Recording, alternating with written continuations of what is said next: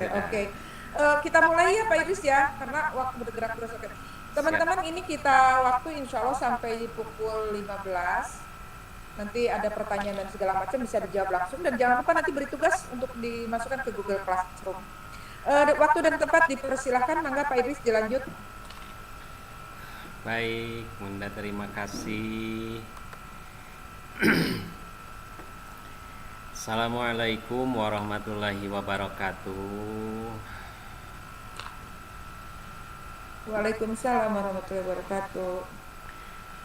Salam sejahtera untuk kita semuanya. Om Swastiastu, Namo Buddhaya, salam kebajikan, rahayu Bapak dan Ibu. Alhamdulillah pada kesempatan hari ini kita kembali berjumpa dalam sebuah acara yang sangat luar biasa dari GTK ya, yang diberi judul GTK Asik.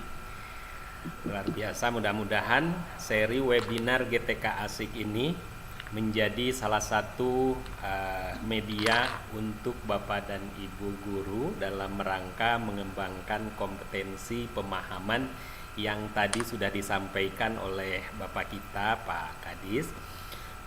Bapak dan Ibu yang saya hormati, sebelumnya yang saya mengucapkan terima kasih yang sama-sama kita hormati Bapak Kadis Pendidikan dan Kebudayaan kita yang alhamdulillah sudah hadir. Kemudian Pak Kabid dan Ibu Kasih serta jajaran dari GTK yang sudah sama-sama hadir di tengah-tengah kita. Mudah-mudahan selalu dilimpahkan rahmat dan ridho dari Allah Subhanahu wa Ta'ala. Bapak Ibu kepala sekolah serta Bapak Ibu guru yang hebat yang hari ini sudah luar biasa sama-sama hadir di tengah-tengah kita. Bapak dan Ibu, sebelum saya melanjutkan, mungkin yang pertama kali saya menyampaikan permohonan maaf yang sebesar-besarnya. Barangkali saya dalam hal menyampaikan nanti ada nama yang tersebut atau tempat yang tercatat dan lain sebagainya, mohon dimaafkan karena ini hanya semata-mata kita saling sharing Bapak dan Ibu.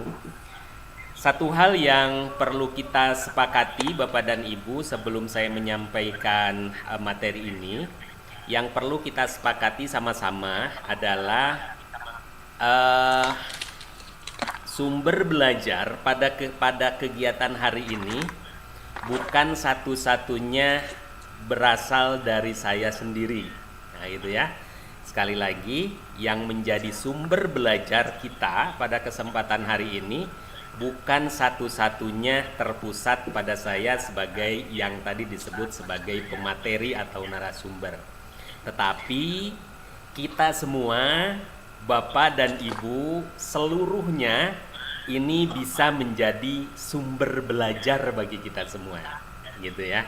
Karena Bapak dan Ibu seyogianya di setiap gerak kita, di setiap tempat, dimanapun, siapapun dan kapanpun, pada hakikatnya selalu memberikan makna-makna yang tersimpan, yang apabila kita maknai lebih dalam, maka makna itu akan memberikan dampak yang signifikan terhadap perjalanan hidup kita.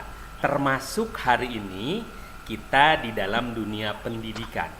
Ketika kita mengajar, bertemu dengan anak-anak kita, maka disitulah akan dihadirkan jutaan makna yang bisa kita maknai sebagai arti dari kehidupan kita.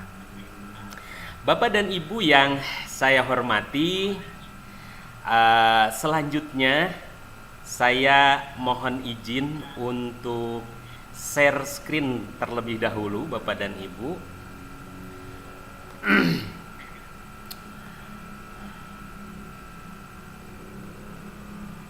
Ya. Mohon feedbacknya Bapak dan Ibu, apakah Bapak dan Ibu sudah bisa melihat dengan jelas Sudah, Pak tampilan Idris. layarnya? Sudah. Clear. Sudah, Bagus. sudah jelas.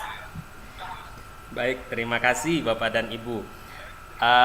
Yang berada di live streaming YouTube, barangkali silahkan memberikan feedback di kolom chat apakah sudah jelas atau tidak, baik dalam tangkapan layarnya ataupun dalam hal suaranya. Bapak dan Ibu yang saya hormati, materi kali ini adalah tentang pembelajaran berdiferensiasi. Bapak dan Ibu mungkin hari ini sudah sering sekali mendengar pembelajaran berdiferensiasi, pembelajaran yang berorientasi kepada murid-murid kita. Nah, padahal, saya sering ngobrol dengan teman-teman rekan-rekan guru. Padahal sebenarnya kita pun sehari-hari kita belajar orientasinya adalah murid-murid kita sebenarnya. Tetapi hari ini ada istilah baru nih, namanya adalah pembelajaran berdiferensiasi. Pembelajaran berdiferensiasi ini, Bapak dan Ibu, berangkat dari keinginan kita sebagai guru, ya, yang meyakini bahwa murid-murid yang kita hadapi di dalam ruang kelas kita itu memiliki minat, memiliki bakat, memiliki potensi dan segala macamnya, baik itu kekurangannya maupun kelebihannya. Bahkan murid-murid kita kaya dan juga berbeda, sangat majemuk dalam hal keadaan lingkungan sosialnya, strata sosialnya pun mereka memiliki keberagaman yang sungguh kalau kita dalami sangat beragam. Nah, dari keyakinan ini, ya, bahwa kita sebagai guru di dalam kelas, tentu ketika kita mengajar kepada murid-murid kita, kita tidak bisa menyamakan seluruh murid itu sama di dalam kelas, gitu ya.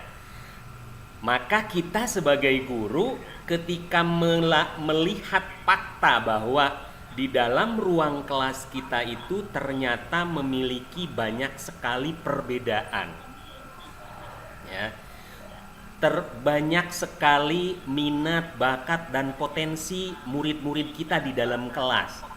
Kalau kita memiliki kelas 30 siswa di dalam satu kelas, maka 30 siswa itu memiliki keberagaman. Keberagaman tersebut minimal ada 30 siswa tersebut, gitu ya. Nah, lalu kita sebagai guru ketika berangkat masuk ke dalam kelas, apa yang kita lakukan? Apakah kita menyamakan mereka? Gitu ya. Kemudian kita memberikan treatmentnya apakah sama atau berbeda? Yang saya lakukan biasanya dulu, saya menyiapkan rencana pembelajaran yang sama saya gunakan untuk seluruh siswa. Nah, padahal Bapak dan Ibu, ternyata setelah saya proses berpikir, ternyata bisa jadi kita jadi kurang adil terhadap murid-murid kita, manakala kita sudah meyakini bahwa murid-murid kita berbeda minat, berbeda bakat, berbeda potensinya, tetapi kita perlakukan sama. Coba bayangkan Bapak dan Ibu, kalau saja kita nih di dalam kelas, kita potensinya beda, ya, keinginannya beda, tapi diberikannya sama. Kadang-kadang di dalam hati kita agak sedikit yang kurang, agak nggak pas gitu ya, ada yang ngeganjel gitu. Nah, inilah yang dirasakan juga oleh murid-murid kita. Kalau Bapak dan Ibu mungkin sudah melihat bagaimana kurikulum hewan. Saya yakin Bapak dan Ibu sudah melihat sekolah hewan yang memperlakukan semuanya sama. Tidak ada elang, tidak ada tupai, harimau, kelinci, semuanya disamakan kurikulumnya. Semuanya disuruh berlari semuanya. Gitu ya. Bagi seorang kelinci, berlari itu adalah sebuah kebiasaan. Dia senang sekali disuruh berlari. Tetapi bagi seekor bebek, dia disuruh berlari, pincang dia. Gak bisa dia melanjutkan pelariannya. Gitu. Sehingga nilai larinya itu jeblok. Padahal kenapa? Karena dia kompetensinya bukan di lari, tapi dia di renang kompetensinya. Begitu juga si tupai. Dia disuruh lari, nggak bisa. Dia biasanya larinya di atas, loncat-loncat ke ke pohon dan pohon. Kemudian elang, dia jagonya bukan di daratan elang itu, tapi dia di atas, di udara. Dia terbang jagonya, gitu kan. Nah ini Bapak dan Ibu, dari sinilah keyakinan ini mesti kita sepakati ya Bapak dan Ibu. Keyakinan bahwa murid-murid kita itu berbeda, ini yang perlu kita sepakati dari awal. Ya. Nah, bila Bapak dan Ibu sudah memahami perbedaan yang dimiliki oleh murid-murid kita yang begitu kaya, maka kita sebagai guru perlu melayani anak-anak didik kita untuk mencapai hak kodratinya, gitu, untuk mencapai potensinya. Bagaimana kita sebagai seorang guru, kita punya tugas moral nih, mengantarkan murid-murid kita untuk sampai pada minat dan bakatnya. Kenapa demikian? Karena di dalam pembelajaran guru penggerak, kalau mungkin di sini ada teman-teman dari guru penggerak, di modul 1.1 kita sudah diletakkan sebuah dasar filosofis pemikiran yang mendasari setiap gerak langkah dan hela napas guru-guru kita. Apa itu? Yaitu filosofis pemikiran Ki Hajar Dewantara yang meyakini bahwa setiap murid memiliki minat, bakat, potensi, hak kodratinya masing-masing. Tugas guru, kata Ki Hajar Dewantara, adalah menuntun murid-murid kita untuk mencapai hak kodratinya, untuk mencapai minat dan bakatnya.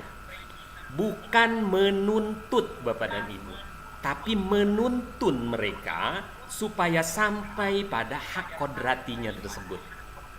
Gitu ya. Nah, inilah maka filosofis pemikiran Ki Hajar Dewantara ini yang diletakkan pada teman-teman guru penggerak yang meyakini guru adalah penuntun murid, maka guru itu diibaratkan filosofisnya sebagai seorang petani, Bapak dan Ibu. Kenapa sebagai seorang petani? Kita coba lihat petani padi yang biasa kita lihat di lingkungan kita. Seorang petani padi biasanya mereka tidak merubah padi menjadi jagung atau menjadi cabai, ya kan? Tapi si petani ini dia merawat padi itu tumbuh subur hingga menghasilkan hasil yang banyak dan melimpah. Jadi si petani itu tidak mengubah padinya menjadi jagung, Bapak dan Ibu. Meskipun pada saat itu jagung sedang mahal, tapi tidak dirubah jadi jagung. Yang dia lakukan apa? Dia tetap konsisten membesarkan, memelihara, memupuk, menyiram, merawat padi itu sehingga tumbuh subur. Ada hama diusir, kalau kekeringan dikasih air, Kalau ada gulma-gulma, ada rumput-rumput tumbuh, disiram, disiangi, dibuang rumput-rumputnya hingga menghasilkan. Nah, inilah yang diibaratkan guru pun sama hakikatnya seperti seorang petani, kata Ki Hajar Dewantara. Maka guru tidak bisa mengubah anak didik kita potensinya A dirubah menjadi B, nggak bisa, ya. Hak kodratinya B dirubah menjadi C, tidak bisa. Lalu apa yang kita lakukan? Yang bisa kita lakukan adalah menuntun mereka supaya sampai pada hak kodratinya. Begitu ya. Kalau kita siapkan lingkungan belajarnya. Kalau tadi petani lingkungannya ada hama, dibuang. Kalau ada hama-hama, dibersihkan di sekolah. Lingkungan belajarnya disiapkan. Lingkungan belajar yang mendukung tumbuh dan kembangnya murid-murid kita. Kurang lebih seperti itu, gitu ya. Kurang air, kita berikan air. Berarti kalau murid kita kurang suplemen, berikan suplemen, ya, dan lain sebagainya. Itulah yang mendasari pembelajaran berdiferensiasi, kurang lebih Bapak dan Ibu.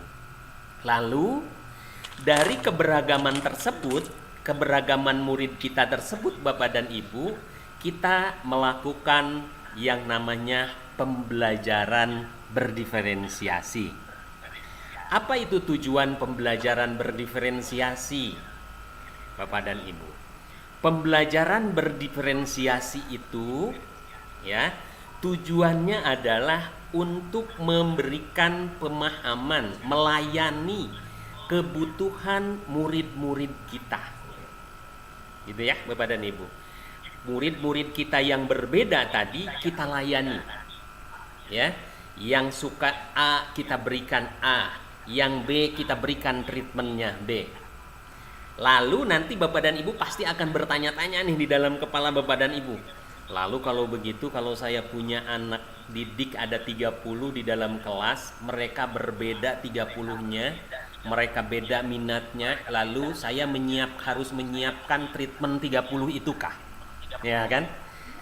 Sulit betul kita jadi guru untuk menyiapkan 30 treatment tersebut, Bapak dan Ibu.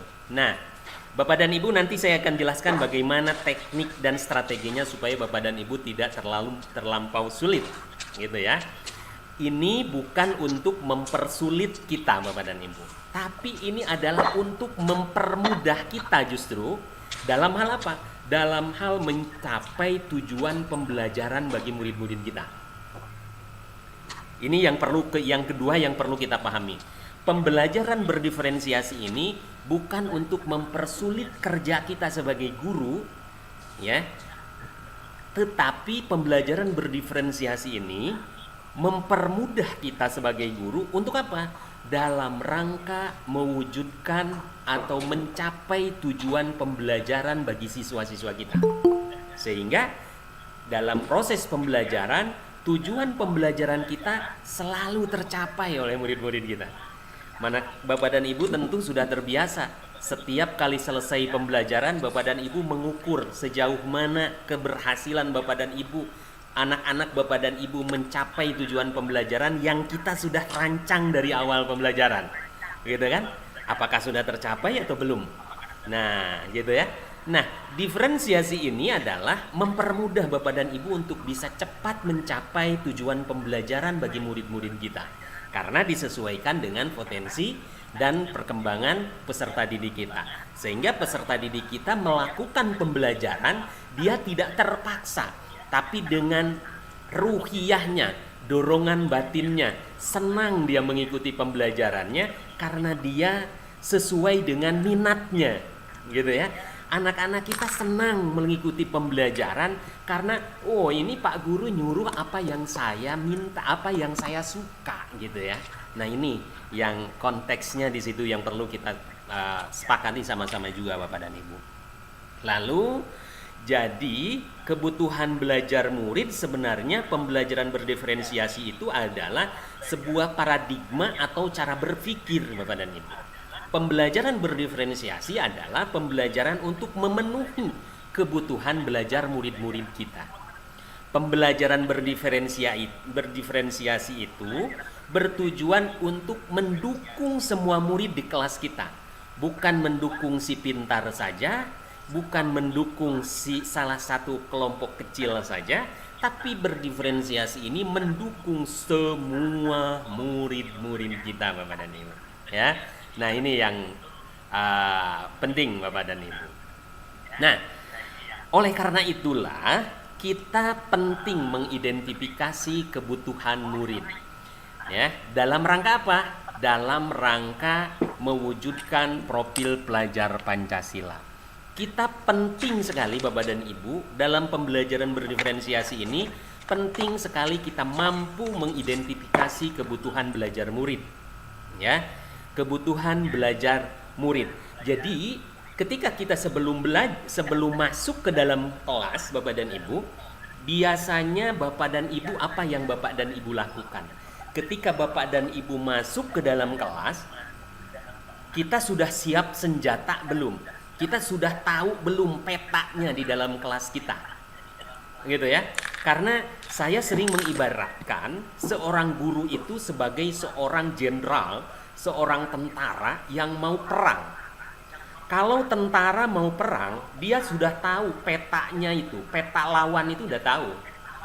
Kekuatan lawan ada berapa orang, ya kan? Senjatanya bagaimana, kalau kita terdesak kita lari kemana. Itu tentara sudah tahu, sudah mengidentifikasi dari awal. Nah, kita pun sebagai guru, begitu kita mau masuk ke dalam ruang kelas, maka kita perlu memetakan kelas, perlu tahu kelas kita itu seperti apa medannya. Gitu ya. Medannya seperti apa? Maka apa yang harus kita lakukan supaya tahu medan kita di dalam kelas? Maka kita harus mengidentifikasi kebutuhan belajar murid. Identifikasi dulu, petakan dulu kebutuhan murid kita sebelum kita mengajar. Ini biasanya dilakukan di awal tahun ajaran atau sebelum kita masuk dalam pembelajaran. Pemetaan kebutuhan belajar murid. Apa yang dipetakan? Yang dipetakan bisa saja dalam 3 hal, Bapak dan Ibu. Yang pertama, profil pelajar muridnya. Profil belajarnya itu seperti apa? Apakah kinestetik, audio, visual, ya kan? Atau visual? Kita petakan, oh ini adalah anaknya, dia minatnya di visual nih, dia minatnya di sini nih. Nah, kita harus sudah tahu, teridentifikasi. Si A profil belajarnya seperti ini, si B profil belajarnya seperti ini. Dia mah nggak bisa kalau belajarnya itu kalau ada berisik dia harus diam. Kan ada anak yang seperti itu ya, Bapak dan Ibu. Nah, ini yang perlu kita identifikasi. Kumpulkan data-data itu, data siswa kita, data profil belajar kita. Gaya belajarnya bagaimana, cara dia bagaimana belajarnya, dan terusnya. Lalu minatnya, dia lebih minat kemana nih anak kita? Si A minatnya lebih kemana, si B minatnya lebih kemana, gitu ya. Kemudian kesiapan belajarnya, apalagi kalau Bapak dan Ibu ini di sekolah-sekolah penggerak yang sudah mulai menerapkan digitalisasi sekolah. Kesiapan belajar ini sangat penting, Bapak dan Ibu perlu dipetakan. Kan kita tidak mungkin langsung mengajarkan pembelajaran terintegrasi dengan digital, tetapi kita belum tahu, belum mengidentifikasi kesiapan belajar siswa kita. Mungkin saja di dalam kelas kita itu ada yang tidak punya HP, ada yang punya HP tapi HP-nya tidak support gitu kan. Bahkan ada yang punya HP tapi nggak bisa menggunakan misalnya, gitu kan. Nah, ini perlu kita identifikasi. Sehingga dulu di masa-masa pembelajaran yang digital hybrid ya, pada saat pandemi itu banyak terjadi komplain, orang tua marah ya, kenapa ini pembelajaran menggunakan digital padahal tidak punya HP dan seterusnya. Nah, ini berarti kita belum melakukan pemetaan kesiapan belajar gitu ya, itu salah satunya. Nah, lalu Bapak dan Ibu, selanjutnya kebutuhan belajar murid itu seperti apa? Nah, ya, kebutuhan tadi kan kita harus memetakan kebutuhan belajar murid. Harus bisa mengidentifikasi kebutuhan belajar murid ya. Kebutuhan belajar murid itu yang pertama dalam hal kesiapan belajar. Tadi saya sudah singgung, kesiapan belajar didefinisikan sebagai di mana siswa berada dalam hal pemahaman atau keterampilannya. Ini kata Tomlinson, ya. Nah, mendiferensiasi pembelajaran berdasarkan tingkat kesiapan belajar murid mengharuskan guru untuk menilai pengetahuan awal dan menentukan apa yang telah murid ketahui dan di mana murid berada. Nah, kalau Bapak dan Ibu mau mendiferensiasikan kesiapan belajar, berarti Bapak dan Ibu akan mendiferensiasikan di situ mengenai kesiapan siswa kita dalam hal menerima materi dari Bapak dan Ibu. Salah satu contoh, Bapak dan Ibu ketika masuk ke dalam kelas mau memberikan materi tentang luas persegi, luas bangun datar misalnya. Nah, ketika Bapak dan Ibu mau menyampaikan materi tersebut, apa yang terbentak akan yang terbersit dalam pemikiran kita? Kita menyamakan semua anak-anak sama. Atau kita mengidentifikasi dulu siapa yang apa nih yang diperlukan, kompetensi apa yang diperlukan kalau saya mau mengajarkan tentang luas bangun datar. Maka kompetensi yang pertama diperlukan adalah perkalian. Dia harus paham bagaimana caranya perkalian, ya kan? Yang kedua, kompetensi murid saya berarti harus tahu dong bentuk-bentuk bangun datarnya seperti apa. Jangan-jangan disebutkan persegi ternyata persegi panjang gitu ya, atau jajaran genjang misalnya. Nah, ini perlu kompetensi ini. Nah, ini perlu ini adalah kesiapan belajar. Sebelum kita masuk ke dalam kelas, kita harus sudah tahu peta di dalam kelas kita, siapa yang sudah paham dan bisa melaksanakan perkalian, siapa yang sudah paham dan tahu tentang bentuk-bentuk bangun datar tersebut. Jika kita sudah mengidentifikasi siapa yang sudah paham perkalian dan bisa perkalian, siapa yang baru setengah, siapa yang tidak, maka apa yang akan dilakukan oleh kita? Maka kita nanti pada saat pembelajaran kita akan mengelompokkan. Oh, ini si yang mengelompokkan maksudnya untuk memberikan treatment, Bapak dan Ibu. Ya, memberikan treatment. Artinya misalnya anak kita ada yang belum memahami perkalian, berarti treatment apa yang akan kita berikan, gitu ya. Kemudian anak yang sudah mulai bisa sih perkalian tapi belum lancar, lalu treatment apa yang akan kita berikan dalam pembelajaran tersebut, ya kan? Nah, inilah manfaatnya kita bisa memetakan terlebih dahulu kesiapan belajar murid kita. Tadi makan nggak mereka? Gitu ya.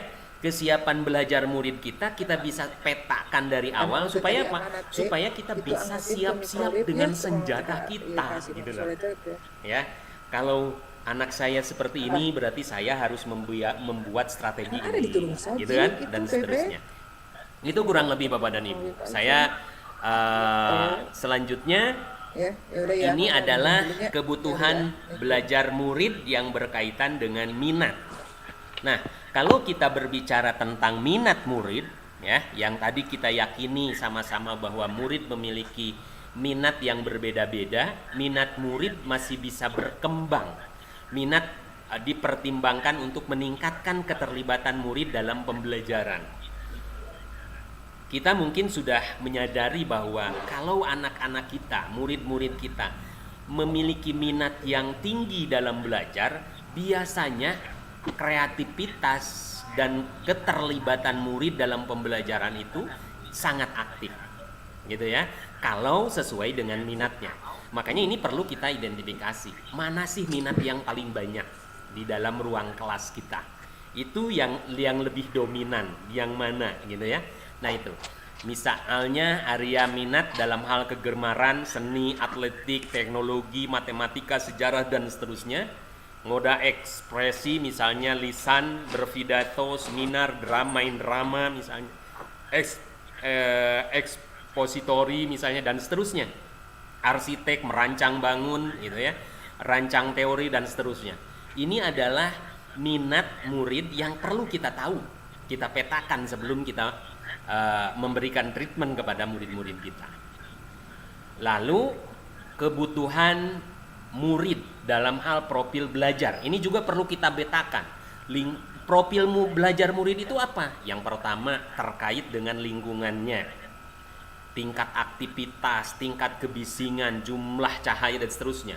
Budayanya, dia santaikah, terstruktur, pendiam, ekspresif, personal, impersonal, gaya belajarnya bagaimana, visual, auditori, kinestetik, multiple intelligence, kecerdasan majemuk dan seterusnya.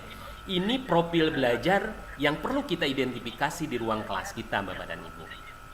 Nah, lalu Bapak dan Ibu setelah Bapak dan Ibu pada saat pandemi kemarin, murid-murid datang ke kelas kita kembali dengan berbagai kondisi dan latar belakang. Ini mungkin sudah Bapak dan Ibu pahami, tapi ini saya coba garis tebalkan kembali bahwa murid-murid kita pasca pandemi kemarin itu masuk ke dalam ruang kelas kita dengan berbagai latar belakang kondisinya. Gitu ya, setelah hampir 2 tahun mereka belajar daring di rumah. Oleh karena itu penting untuk kita melakukan asesmen awal yang kemudian diikuti dengan melakukan asesmen formatif di sepanjang proses pembelajaran. Maka Bapak dan Ibu, pembelajaran berdiferensiasi itu kita diharapkan bisa memetakan kebutuhan belajar murid dengan cara apa? Dengan cara melakukan asesmen awal. Ya, di asesmen awal ini Bapak dan Ibu bisa untuk apa? Untuk mengetahui, memetakan, ya, memetakan kebutuhan peserta didik kita. Maka kita harus melakukan asesmen. Namanya adalah asesmen diagnostik atau asesmen awal. Kita mendiagnosa dulu kebutuhan murid kita dalam profil belajarnya, dalam minatnya, gitu ya, dalam kebutuhan pembelajarannya dan seterusnya. Ini kita lakukan pemetaan dulu dengan cara apa? Dengan cara melakukan asesmen diagnostik atau asesmen di awal pembelajaran. Kapan asesmen diagnostik ini kita lakukan? Bisa kita lakukan pada saat sebelum di awal tahun pembelajaran, di awal tahun semester, di awal semester, atau pada saat kita mau memberikan materi di satu tujuan pembelajaran, gitu ya, satu materi misalnya, gitu ya. Sebelum kita nyampaikan materi, maka sebelumnya kita melakukan asesmen dulu, diagnostik tentang kesiapan belajarnya. Sudah sejauh mana pemahaman anak-anak saya? Kalau pemahamannya sudah sampai A, maka saya memberikan treatment B untuk mencapai tujuan pembelajaran C tersebut, gitu ya. Nah, Bapak dan Ibu, bagaimana mengidentifikasi kebutuhan belajar murid? Nah, ini yang penting Bapak dan Ibu. Cara Bapak dan Ibu mengidentifikasi kebutuhan murid-murid Bapak dan Ibu bisa dilakukan dengan beberapa langkah. Ini hanya sebatas sebatas memberikan inspirasi kepada Bapak dan Ibu. Saya yakin Bapak dan Ibu punya banyak cara untuk melakukan identifikasi kebutuhan belajar murid. Yang pertama, Bapak dan Ibu bisa mengamati perilaku muridnya. Jadi untuk mengetahui kebutuhan belajar murid, ya, melalui asesmen diagnostik tadi, kita bisa mengamati melalui perilaku muridnya. Amati murid kita. Oh, dia begini toh saat pembelajaran, gitu ya. Oh, ini dia kesenangannya dan seterusnya. Oh, ini minatnya, gitu ya. Kelihatan dari perilaku murid, diamati gitu ya, diobservasi perilaku murid. Lalu bisa juga melakukan mengidentifikasi pengetahuan awal, asesmen diagnostik tadi, ya. Asesmen diagnostik itu bisa asesmen diagnostik tentang pemahaman terhadap sebuah materi atau apapun yang kita butuhkan, gitu. Kita mau memetakan apanya nih? Silakan lakukan asesmen diagnostiknya di awal. Menggunakan berbagai bentuk asesmen formatif termasuk juga asesmen awal. Gitu ya, Bapak dan Ibu. Lalu misalnya berbicara dengan guru murid sebelumnya. Kalau kelas 4 berbicara dengan guru kelas 3-nya. Pak, Bu, dulu si ini itu gimana sih gaya belajarnya? Nah, lalu misalnya tentang kesiapan belajarnya. Bu, dulu materi tentang bangun datar itu sudah sampai mana sih? Siapa saja yang sudah paham, siapa saja yang belum, siapa saja yang tidak mengerti sama sekali. Kita ngobrol dengan guru di sebelumnya, supaya kita punya input data terhadap profil belajar anak. Gitu. Lalu bisa juga dilakukan membaca rapot misalnya. Rapot siswanya dilihat, oh dia kurang dalam hal ini. Gitu kan? Apalagi sekarang deskripsi kan rapotnya. Jadi lebih mudah kita melihat. Kemudian mereview dan melakukan refleksi terhadap praktek pengajaran. Nah, ini Bapak dan Ibu di antara beberapa cara yang bisa Bapak Ibu lakukan dalam langkah mengidentifikasi kebutuhan belajar murid. Yang lainnya tentu Bapak dan Ibu sangat paham dan saya yakin Bapak dan Ibu kaya sekali dengan teknik itu. Lalu Bapak dan Ibu, lingkungan belajar yang mengundang. Nah, pembelajaran berdiferensiasi itu Bapak dan Ibu harus mampu menciptakan lingkungan belajar yang mengundang minat. Apa saja yang dapat dilakukan agar kita dapat mengundang murid untuk belajar? Ya. Nah, Bapak dan Ibu, supaya murid kita minatnya tinggi, maka pembelajaran berdiferensiasi ini adalah mendorong murid belajar sesuai dengan minatnya. Gitu ya. Nah, maka Bapak dan Ibu bisa melakukan pembelajaran yang menyenangkan, yang diminati oleh murid-murid kita dengan melakukan diferensiasi pembelajaran. Diferensiasi pembelajaran itu bisa dilakukan dengan 3. Boleh diferensiasi konten, boleh diferensiasi proses, boleh diferensiasi produk. Sekali lagi Bapak dan Ibu, pembelajaran yang bermakna bagi murid biasanya adalah pembelajaran yang sesuai dengan minatnya, kesenangannya. Maka kita sebagai guru menghadirkan pembelajaran yang berdiferensiasi sesuai dengan minat mereka, sesuai dengan keinginan mereka, disenangi oleh mereka. Maka kita harus mengundang murid kita untuk masuk ke dunia yang dia senangi. Ya, maka dilakukanlah diferensiasi proses, diferensiasi pembelajaran. Diferensiasi pembelajaran bisa dilakukan menggunakan 3 hal, dalam 3 hal. Dalam hal konten, dalam hal proses, maupun dalam hal produk, Bapak dan Ibu. Guru, apakah ini bisa harus dilakukan semuanya? Tidak usah terburu-buru semuanya, Bapak dan Ibu. 1 saja dulu kita coba. Lalu kalau sudah mahir kita tambah lagi dengan 2 atau tambah lagi dengan 3 atau diintegrasikan semuanya boleh. Ya. Jadi ini tidak dituntut untuk semuanya hadir dalam satu pembelajaran, tidak. Silahkan Bapak dan Ibu meraba-raba dulu. Sudah Yang kan balanja besok teh ini mereka Bunda, kalau sudah habis waktunya tolong diingatkan ya Bunda ya. Takutnya saya terlalu lama.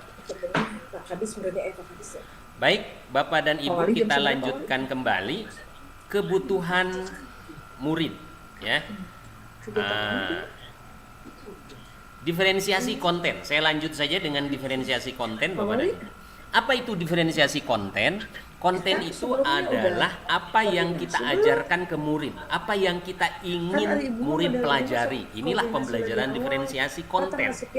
Jadi konten itu apa yang kita ajarkan ke murid, itu adalah kontennya. Maka biasanya didasarkan pada standar kurikulum, ya, menyesuaikan cara murid mengakses konten sesuai dengan kebutuhan belajarnya. Bukan berarti mengubah atau menurunkan standar kurikulumnya, Bapak dan Ibu. Mendiferensiasikan bagaimana murid dapat mengakses apa yang kita ingin mereka pelajari. Jadi, dengan diferensiasi konten, kita memberikan diferensiasi kepada murid ketika kita melakukan pembelajaran. Apa yang bisa diakses oleh murid? Misalnya cara mengakses kontennya sesuai kebutuhan belajar. Bukan berarti menurunkan standar kurikulumnya. Standar kurikulumnya, tujuan pembelajarannya tetap Bapak dan Ibu. Tapi kita memberikan diferensiasi bagaimana murid ini bisa mengakses materi. Gitu ya. Kalau misalnya si anak yang suka audio visual, berarti kita berikan apa? Video pembelajaran dia. Dia cepat kalau memahaminya kalau lihat video. Kalau si anak ini estetik, apa yang kita lakukan? Berarti dia harus mengakses materinya seperti apa? Dia harus praktek langsung. Gitu kan? Dan seterusnya. Inilah adalah diferensiasi konten. Nah, misalnya salah satu contoh di sini caranya Bapak dan Ibu bisa menyiapkan materi ajar dalam berbagai format. Ada buku, video, audio, poster, gitu ya. Anak yang suka baca kita kasih buku deh materinya. Nah, kamu ini materinya dalam buku ada, ceritanya ada. Anak yang audio visual kasih kita video. Anak yang auditori kita kasih dia misalnya podcast atau apa dan lain sebagainya. Yang visual kita kasih poster atau gambar misalnya. Itulah materi-materi, sumber materinya, materi ajar yang bisa diakses dalam diferensiasi konten. Lalu memberikan teks bacaan dengan beragam tingkat kesulitan misalnya. Kesulitan yang pertama ini untuk si A, yang B dan seterusnya. Jadi teks bacaannya bertingkat, menyajikan materi dengan pemecahan, dengan memecahnya menjadi bagian-bagian kecil agar lebih mudah dipahami oleh murid yang masih kesulitan. Nah, ini juga diferensiasi. Jadi materinya itu dipecah-pecah, ya, disederhanakan. Jadi yang pemahamannya kurang begitu mantap, misalnya, kita berikan bacaan materi yang lebih sederhana supaya dia lebih paham.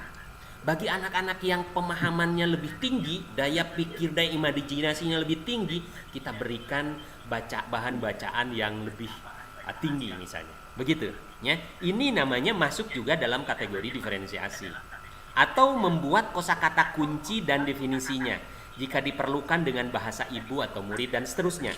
Ini adalah salah satu contoh diferensiasi konten. Bapak dan Ibu tentu bisa melakukan diferensiasi dan memberikan contoh lebih kaya lagi tentang diferensiasi konten ini. Selanjutnya ada diferensiasi proses. Nah, bagaimana Bapak dan Ibu melakukan diferensiasi proses?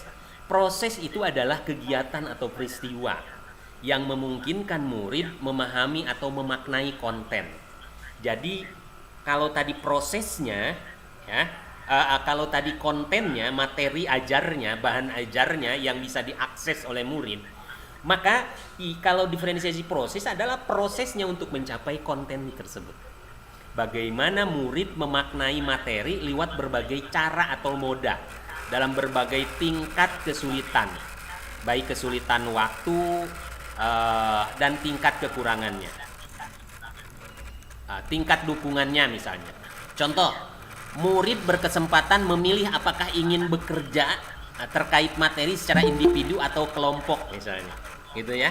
Ini juga salah satu contoh diferensiasi. Pengelompokan yang fleksibel, membuat kelompoknya fleksibel, tidak kaku gitu. Murid memilih berdasarkan minat. Contohnya, yang eksplorasi sejarah kepahlawanan, murid diberikan kebebasan untuk memilih pahlawan mana yang akan dieksplorasi. Pembelajarannya misalnya tentang pahlawan. Nah, lalu tentang eksplorasi, lalu kita menyajikan beberapa pahlawan. Nah, murid itu diberikan kebebasan, siapa yang mau memilih pahlawan mana yang kamu sukai? Oh, saya sukanya Imam Bonjol karena dia sesuai dengan orang tua saya, gitu misalnya. Oh, saya Patimura, dia itu gagah punya pedang. Berarti dia mengeksplorasi Patimura gitu loh, ya, sesuai dengan keinginannya. Nah, ini salah satu juga diferensiasi proses. Kegiatan pilihan misalnya, memilih kegiatan di antara serangkaian kegiatan yang telah disiapkan. Semua kegiatan itu untuk membentuk murid memahami konsep yang diajarkan. Bisa menyediakan tingkat pendampingan atau dukungan yang berbeda bagi murid. Contohnya, murid sangat mampu dapat bekerja dengan pertanyaan panduan, murid yang cukup mampu diberikan contoh gitu ya.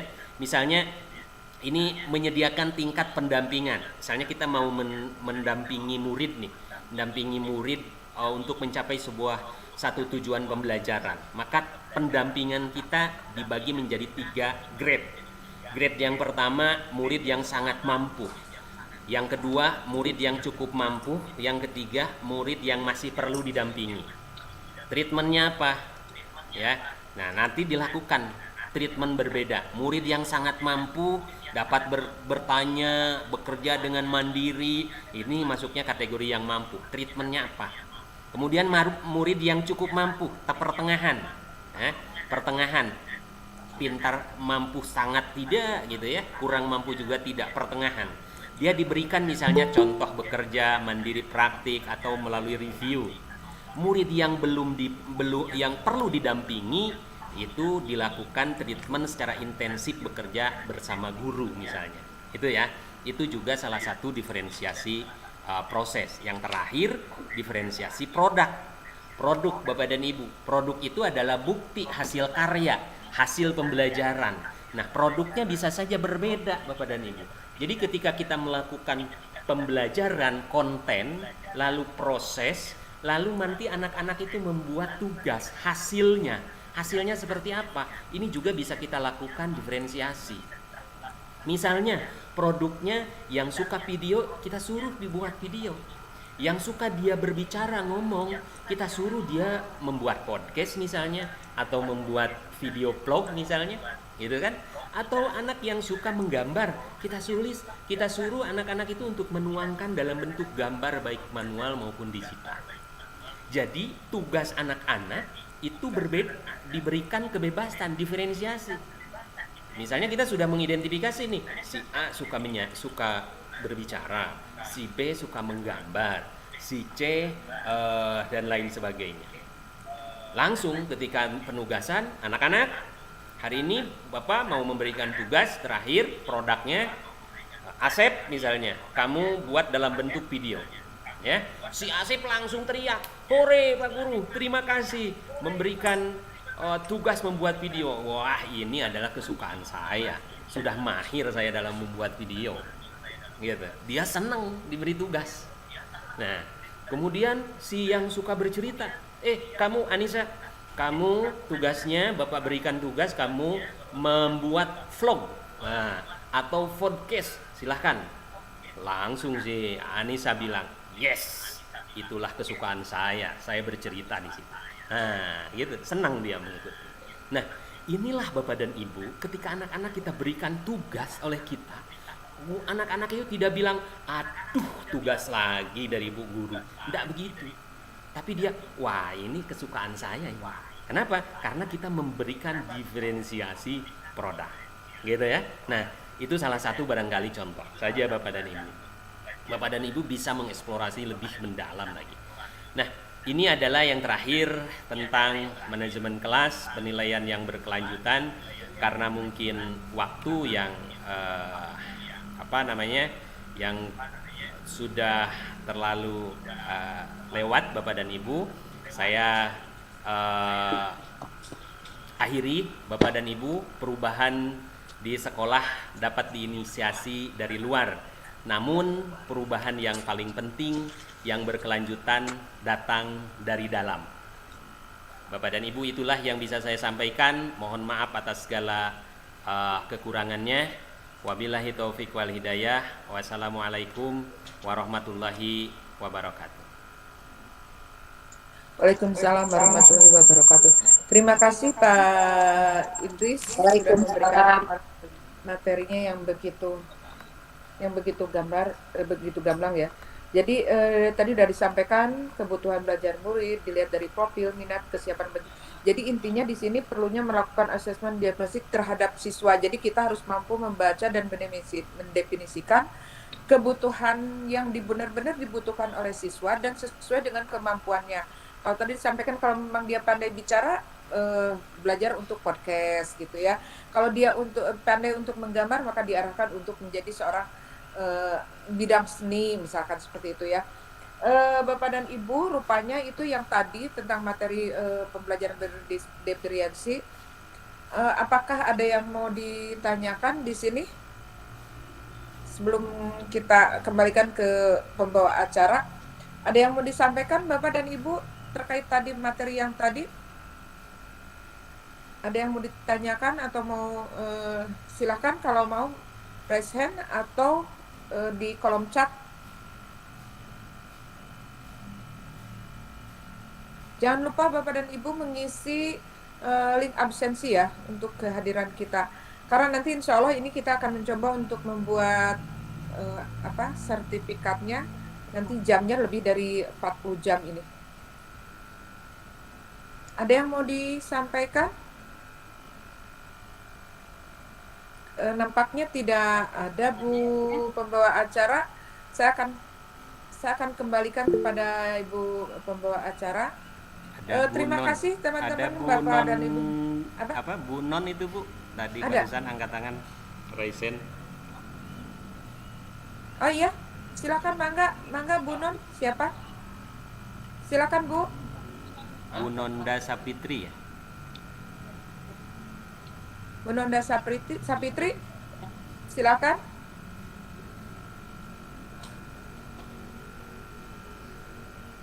Bu Nonda Sapitri, ada yang mau disampaikan? Yang mau bertanya?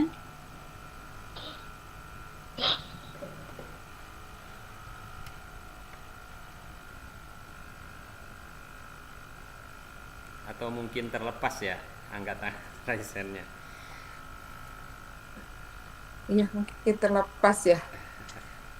Sekali lagi itu mungkin terima kasih Pak Idris yang sudah menyampaikan materi begitu gamblang. Ini baru seri pertama ya, seri pertama, jadi nanti masih ada seri-seri dan Ibu bisa yakinkan bahwa ini sangat bermanfaat sekali khususnya untuk sekolah penggerak, untuk sekolah pelaksana IKM, ini yakin sangat bermanfaat sekali. Jadi kalau kemarin ada beberapa kesulitan, asal kita bisa mengikuti semua seri di sini. Terima kasih Pak Idris sekali lagi, dan terima kasih Bapak dan Ibu Kepala Sekolah maupun guru-guru yang masih bergabung di seri webinar satu Mungkin ini. Bun di Saya kembalikan materi-materinya kepada mungkin pembawa. disampaikan kembali. Bisa.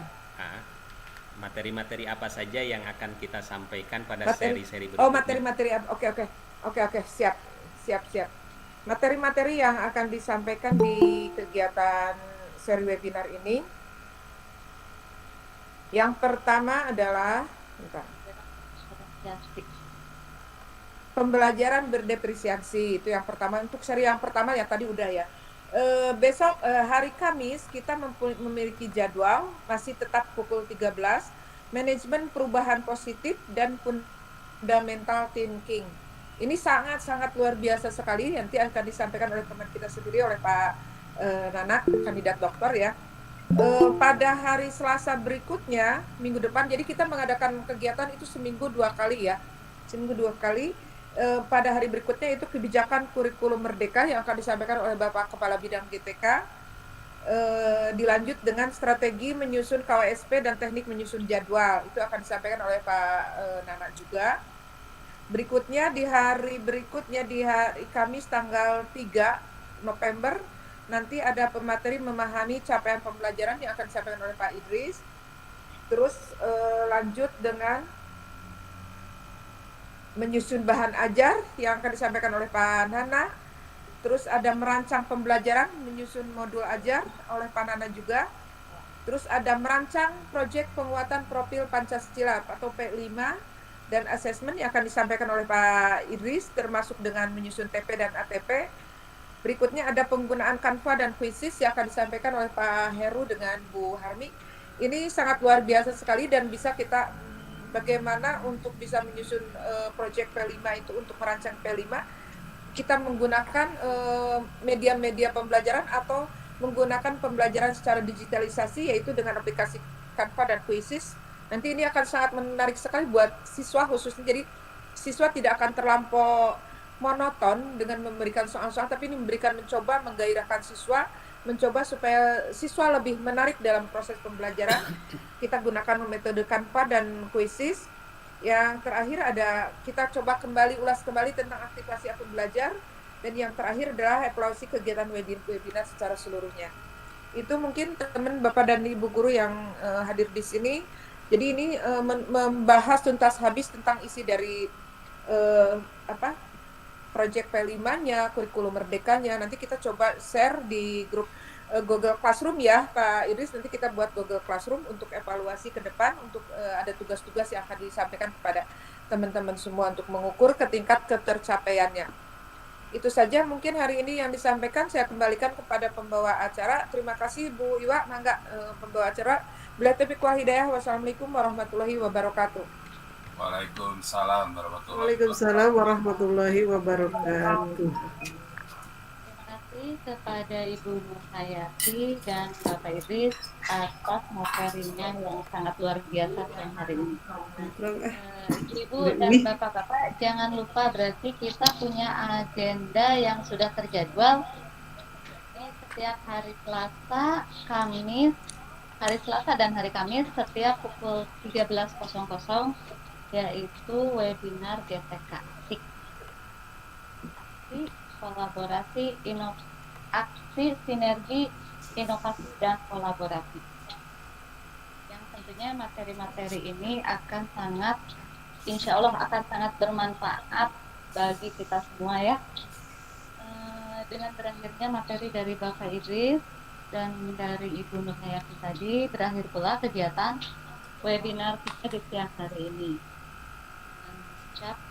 Wassalamualaikum warahmatullahi wabarakatuh. Saya beserta seluruh tim panitia webinar mengucapkan mohon maaf atas segala kesalahan dan semoga kita bertemu lagi sesuai jadwal yang sudah ditetapkan. Waalaikumsalam warahmatullahi Terima kasih semuanya. Warahmatullahi Terima kasih Bapak dan Ibu. Terima Sampai kasih. ketemu di hari Kamis di GTK ASIK semuanya ya. Assalamualaikum Hatur warahmatullahi nuhun. wabarakatuh. Semoga ilmunya bermanfaat ya. Terima kasih. Mohon maaf di sini pun tidak bisa buka kamera karena kameranya masuk di YouTube. Lain. Pak Idris. Ya. Pak Heru, gimana kabarnya Pak Heru? Sehat? Alhamdulillah sehat. Kita ambil kamera 1 2 3. Kameranya on ya. 1 2 3. Kamera on, silakan ya kita foto bersama dulu. Ya, siap. Ikutan foto bersama. Kita foto bersama dulu. Bu Ari angkat tangan, kenapa mau tanya apa? Siap. 3. Siap mengikuti sampai akhir untuk menambah pemahaman. Terima kasih Bu Arifah. Kan ikutan Bu channel. Arifah, terima kasih sekali. Sama-sama. Bu Arifah masih di sekolah ya Bu ya? Iya, Bu masih Nia masih kameranya. mendampingi guru Ibu penggerak. Ranti, terima kasih. Ibu Harsi, silakan yang belum on kamera. Boleh kok satu kamera satu sekolah gitu. Banyak. Jadi nggak riung gitu. Beliau. Seru. Ayo. Siapa Heru? Ayo on kamera. Belum, on. masih ada yang gelap-gelapan ini. Ibu Nonda, Ibu Siti Nur Aini, Bagus. dan Esnisti Gede masih. Ibu Rista, Ibu Ai, Pak Adi, masih. SDC Pandangan juga masih belum. Yati, Sudah siap? Kan? Siap dong, ini kakak sudah siap ini. yuk seadanya. Kasri, Satu, Kasri dibuka. Makasih Ibu. Buka satu, videonya. 2, 3. Lagi merapat ini. Oh ya.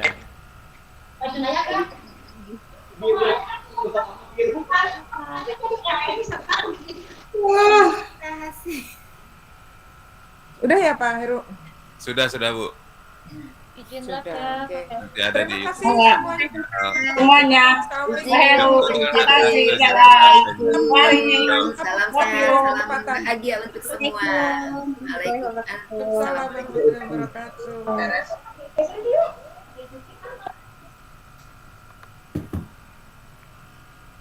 Izin Bunda Nur, salam sehat. Halo. Udah ke Bandung? Enggak, Bu Rika sama Bu Gina ke Bandung. Ya, kakak di sekolah. Mau rapat di PBI. Oke. Persiapan.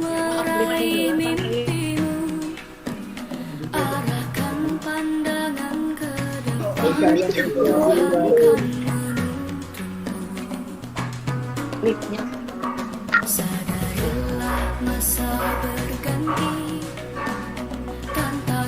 kan kita hadapi, bergandeng tangan untuk negeri, era kita menanti berseri. Kita belajar Pancasila, kita bernafas dalam sila-silanya.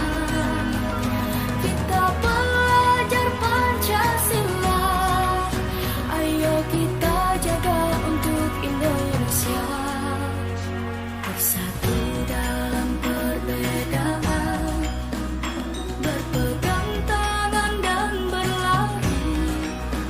Singkirkan egomu, oh kawan, demi negeri ini. Jadilah generasi emas, cerdas berkarakter itu kita. Berjuang dan harus berani, kita terus torehkan prestasi.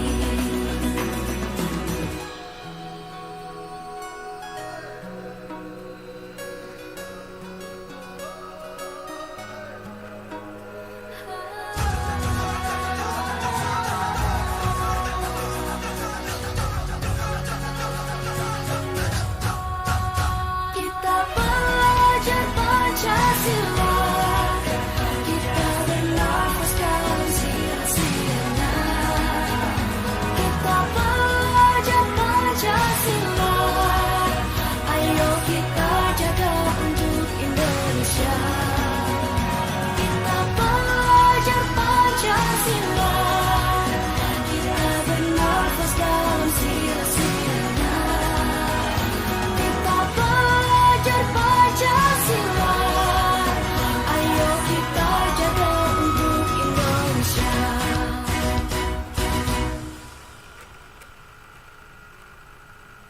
Bingung belajar yang mana dulu, playlist belajar pilihin yang cocok untukmu. Yuk cobain sekarang, cuma ada di Ruang Guru.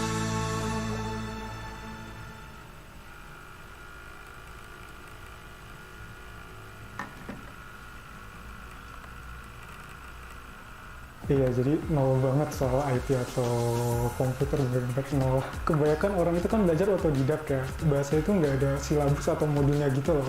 Nggak ada step by step. Seenggaknya di kursus tuh kayak jelas ini arahnya kemana. Kita belajar di cybersecurity itu banyak banget. Tapi